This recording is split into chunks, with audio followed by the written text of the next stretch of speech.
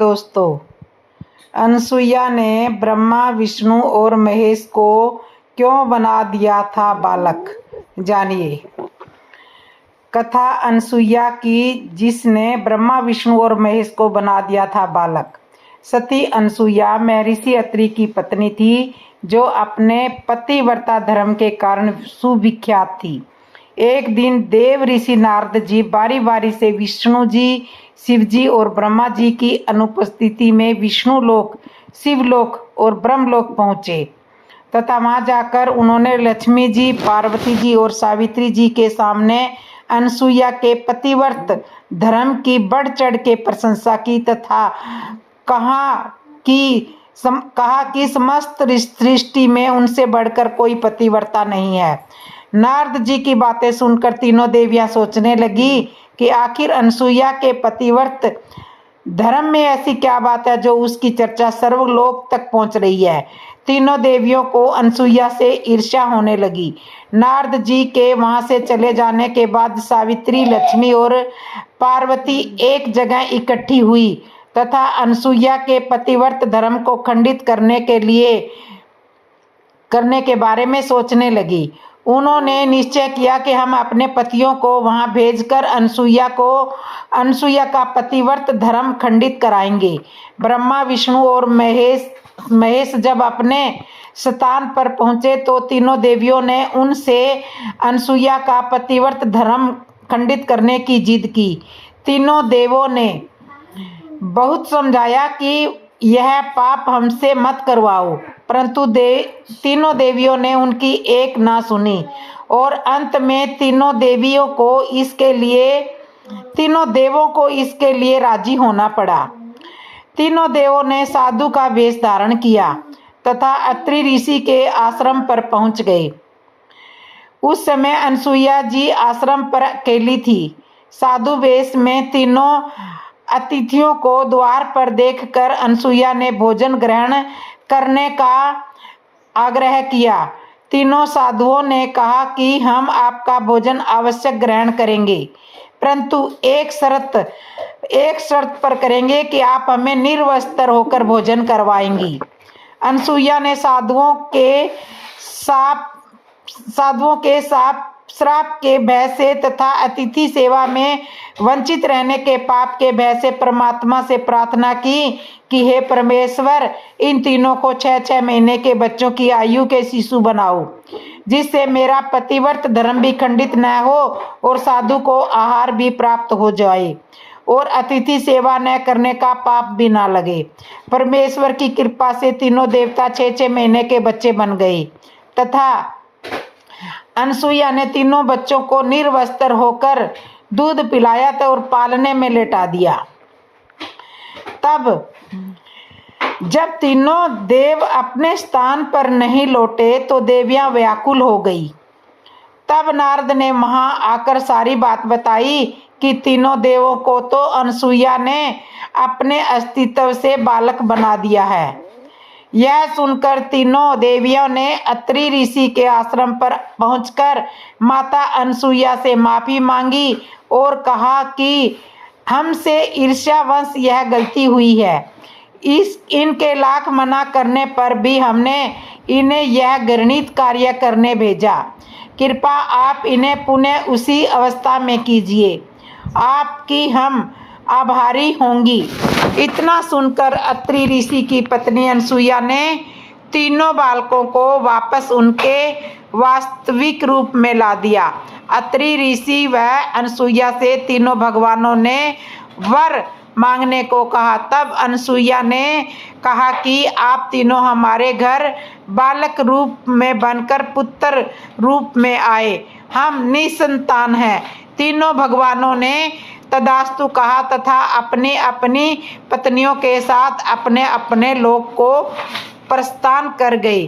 कालांतर में दत्तात्रेय रूप में भगवान विष्णु का, चंद्रमा के रूप में ब्रह्मा का तथा दुर्वासा के रूप में भगवान शिव का जन्म अनसुईया के गर्भ से हुआ।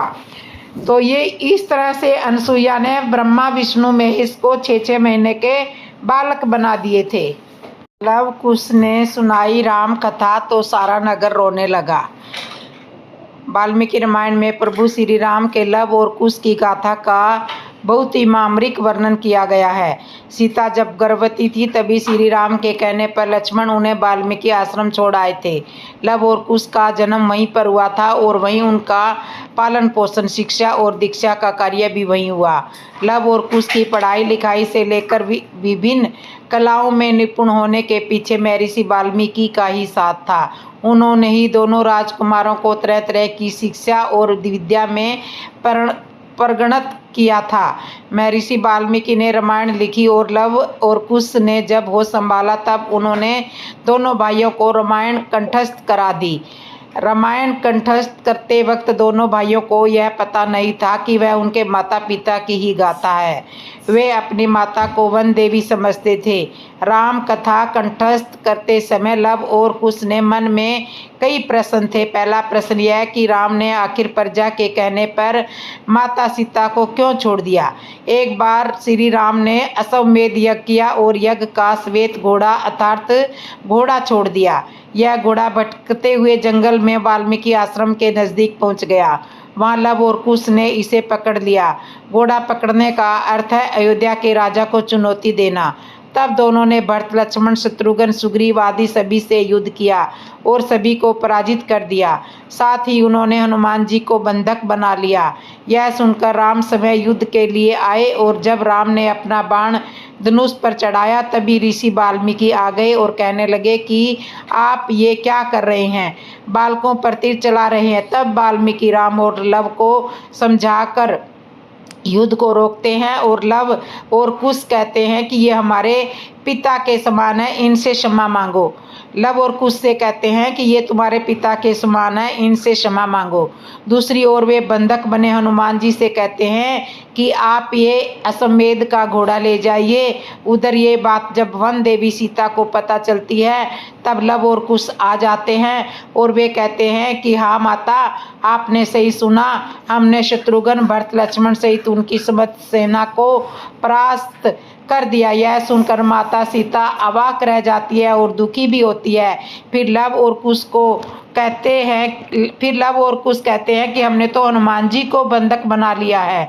यह सुनकर माता सीता कहती है कि ये तुमने क्या किया, वो तो मेरे पुत्र के समान है, तुमसे पहले तो वो मेरे पुत्र है। यह कहते हुए माता सीता रोने लगती है। यह देखकर लव और कुश भी अचरज से माता सीता को देखते हैं। फिर वो कहते हैं कि हमसे लड़ने तो समय अयोध्या के राजा राम आए थे।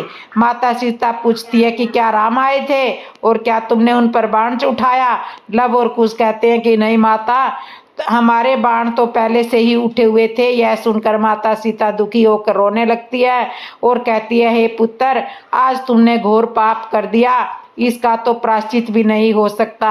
माता को रोता देखकर लव और कुश की आंखों में आंसू आ जाते हैं। तब माता सीता रोती बिलखती हुई बोलती है कि यह घोर पाप है प्रभु, कोई पुत्र भला अपने पिता पर कैसे बाण उठा सकता है, अब मैं कैसे इसका प्रायश्चित करूंगी। यह सुनकर लव और कुश को आघात पहुंचता है। उनकी आंखों में झरझर आंसुओं की नदियां बहने लगती है और वो माता सीता से पूछते हैं, तो क्या अयोध्या के राजा हमारे पिता हैं। माता सीता रोती रहती है।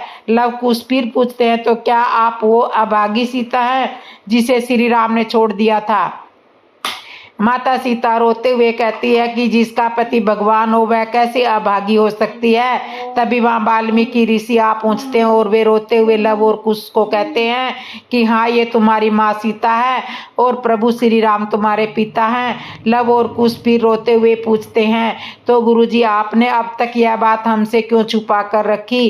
वाल्मीकि जी कहते हैं कि हर बात को बताने का उचित समय होता है। फिर वाल्मीकि समझाते हैं कि इसमें तुम्हारे पिता का कोई दोष नहीं है, यह तो अयोध्या की प्रजा का ही दोष है और अब वक्त आ गया है तो तुम राम और सीता की कथा को उन्हें सुनाओ। वाल्मीकि ऋषि की आज्ञा से लव और कुश संपूर्ण अयोध्या में घूम घूम कर राम और सीता की कथा के साथ ही माता सीता की व्याधा को भी गाकर सुनाते हैं। यह सुनकर अयोध्या वासियों का रो रो कर बुरा हाल हो जाता है। अब यह यह बात श्री राम को पता चलती है कि कोई ऋषि कुमार संपूर्ण नगर में राम कथा सुना रहे हैं, तो श्री राम उन दोनों को अपने पास बुलाते हैं और उन्हें देखकर कहते हैं कि अरे यह तो वही है जिन्होंने हमारे साथ हमारे यज्ञ के घोड़े को पकड़ लिया था। लव और कुश उनके चरणों में झुककर उनसे कहते हैं कि आप हमारे पिता समान राजा हैं, आप हमें आज्ञा दीजिए कि क्या करना है। तब श्री राम उनसे कहते हैं कि हमने सुना है कि तुम राम कथा सुना रहे हो। तब लव और कुश कहते हैं कि जी हाँ, हमारे गुरु ने यह कथा हमें सुनाई है। फिर श्री राम कहते हैं कि क्या तुम यह कथा हमारे राज दरबार में सुनाओगे। लव और कुश कहते हैं हे राजन, आप आज्ञा देंगे तो आवश्यक सुनाएंगे। फिर लव और कुश प्रतिदिन दरबार में श्री राम कथा सुनाते हैं और कथा के अंत में वे सीता माता के वाल्मीकि आश्रम में गुजारे कठिन समय का वर्णन करते हैं। सीता माता की कथा सुनकर सभा में उपस्थित लक्ष्मण, शत्रुघ्न, भरत, जनक, कौशल्या, सुमित्रा के कई ऋषि, वशिष्ठ और प्रजाजनों की आंखों में आंसुओं की नदियां बहने लगती है। तब अंत में इसी कथा के दौरान ये प्रकट कर देते हैं कि हम उसी सीता के पुत्र हैं। यह सुनकर संपूर्ण दरबार स्तंभ और अवाक रह जाता है। जय श्री राम दोस्तों।